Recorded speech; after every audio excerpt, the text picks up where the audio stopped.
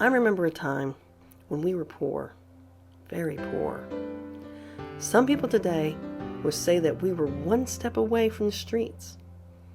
The streets might have been better. When we played outside, we came back home and we smelled terrible. You see, we really liked to play in the creek. Scott's Run was its name. But everything, I mean everything, was dumped into that creek. We were sick a lot, and I'm sure it had something to do with that creek. But one day, things changed. Mama told me about this lady stopping by. She thought this lady sounded familiar, but she couldn't put a name to the voice. Even though Mama didn't know who she was, this lady knew about us, and she cared. Soon, we were packing up everything we had, which wasn't much, and we left Scott's Run and its filth behind. When we arrived in Arthurdale, we were taken to our new house.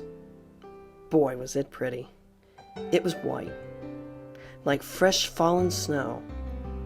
There was still just dirt around the house because they just built it, but I could see the roses that would be growing up the trellis and smell the lush green grass. It was hard for a child to take it all in, and this was all for us. It didn't take us long to have everything up and running, from the chicken coop to the big garden out back. We would never go hungry again. School was different here too. We just didn't learn to read and write, but to do things that we enjoyed.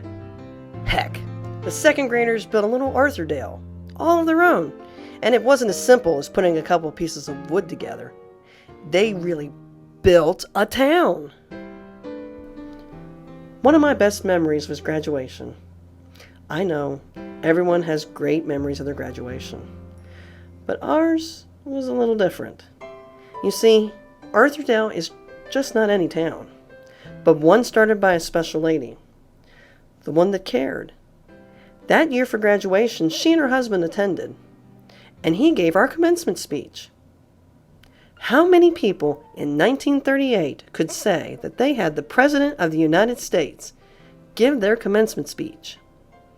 It was really special.